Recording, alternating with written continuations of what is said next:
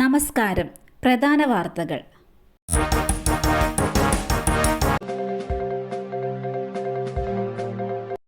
അഴിമതി case സിദ്ധരാമയ്യയെ prosecute ചെയ്യാൻ ഗവർണറുടെ അനുമതി.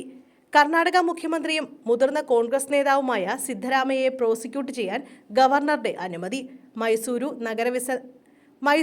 നഗരവികസന അതോറിറ്റി ഭൂമി കൈമാറ്റവുമായി ബന്ധപ്പെട്ട കേസിലാണ് ഗവർണർ തവാർ ചന്ദ് ഗെഹ്ലോട്ട് പ്രോസിക്യൂഷന് അനുമതി നൽകിയത്. ഭൂമി കൈമാറ്റത്തിലൂടെ മുഖ്യമന്ത്രിയുടെ ഭാര്യ ഉൾപ്പെടെയുള്ളവർ നേട്ടമുണ്ടാക്കിയെന്നാണ് ആരോപണം. പ്രോസിക്യൂട്ട് ചെയ്യാതിരിക്കാൻ കാരണമുണ്ടെങ്കിൽ 7 ദിവസത്തിനകം ബോധിപ്പിക്കണമെന്നാവശ്യപ്പെട്ട് ഗവർണർ കഴിഞ്ഞ മാസം മുഖ്യമന്ത്രിക്ക് കാരണം കാണിക്കൽ നോട്ടീസ് നൽകിയിരുന്നു. അതേസമയം ഗവർണർ ഭരണഘടനാപരമായ സ്ഥാനം ദുരുപയോഗം ചെയ്യരുതെന്ന് ആവശ്യപ്പെട്ട് സംസ്ഥാന മന്ത്രിസഭ ഇതിനെതിരെ പ്രമേയം പാസാക്കിയിരുന്നു. കേസ് രാഷ്ട്രീയ പ്രേരിതമാണ് എന്നാണ് സിദ്ധരാമയ്യയുടെ ആരോപണം. തൃശൂരിൽ ബൈക്കും സ്കൂട്ടറും കൂട്ടിയിടിച്ചുണ്ടായ അപകടത്തിൽ 2 പേർക്ക് ദാരുണാന്ത്യം, 3 പേർക്ക് പരിക്ക്.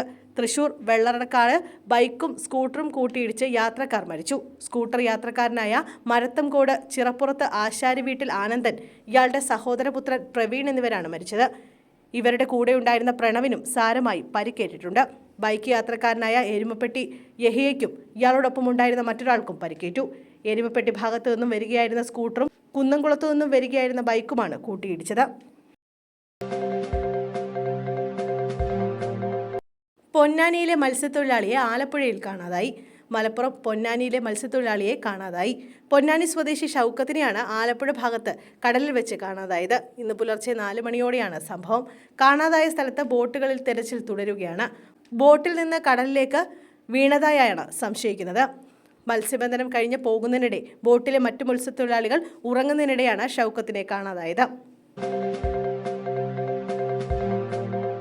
സബർമതി എക്സ്പ്രസ് പാളം തെറ്റിയ സംഭവം അട്ടിമറിയെന്ന സംശയം. സബർമതി എക്സ്പ്രസ് പാളം തെറ്റിയ സംഭവം അട്ടിമറിയെന്ന സംശയം. IB അന്വേഷണം ആരംഭിച്ചു. ഉത്തർപ്രദേശിൽ കാൺപൂരിന് സമീപം സബർമതി എക്സ്പ്രസ് പാളം തെറ്റിയ സംഭവത്തിൽ അട്ടിമറിയുണ്ടെന്ന സംശയത്തിൽ റെയിൽവേ. ട്രാക്കിൽ വെച്ച വലിയൊരു വസ്തു തട്ടിയാണ് 20 ബോഗികൾ പാളം തെറ്റിയത് എന്നാണ് നിഗമനം. സംഭവത്തിൽ IBയും UP പോലീസും റെയിൽവേയും അന്വേഷണം ആരംഭിച്ചതായി കേന്ദ്ര റെയിൽവേ മന്ത്രി അശ്വനി വൈഷ്ണവ് പറഞ്ഞു. കാൺപൂരിൽ നിന്ന് ട്രെയിൻ പുറപ്പെട്ടതിന് തൊട്ടുപിന്നാലെയാണ് അപകടമുണ്ടായത്. വിരമിക്കൽ തീരുമാനം പിൻവലിച്ചേക്കുമെന്ന പരോക്ഷ സൂചന നൽകി വിനോഷ് ഫോഗട്ടിന്റെ തുറന്ന കത്ത്. ഭാവിയിൽ എന്ത് സംഭവിക്കുമെന്ന് പ്രവചിക്കാനാകില്ല. പാരീസ് ഒളിമ്പിക്സ് ഗുസ്തി ഫൈനലിൽ മത്സരിക്കാനായി പരമാവധി എല്ലാം ചെയ്തു. കോച്ചിനും ഫിസിയോതെറാപ്പിസ്റ്റിനും വിനേഷ് ഫോഗട്ട് നന്ദി പറഞ്ഞു. സപ്പോർട്ടിംഗ് സ്റ്റാഫിന്റെ കഠിനാധ്വാനം തനിക്ക് അറിയാമെന്നും വിനേഷ് പറഞ്ഞു. സപ്പോർട്ടിംഗ് സ്റ്റാഫിനെതിരെ ഇന്ത്യൻ ഒളിമ്പിക് അസോസിയേഷന്റെ ആരോപണങ്ങൾക്കിടെയാണ് താരം നിലപാട് വ്യക്തമാക്കിയത്.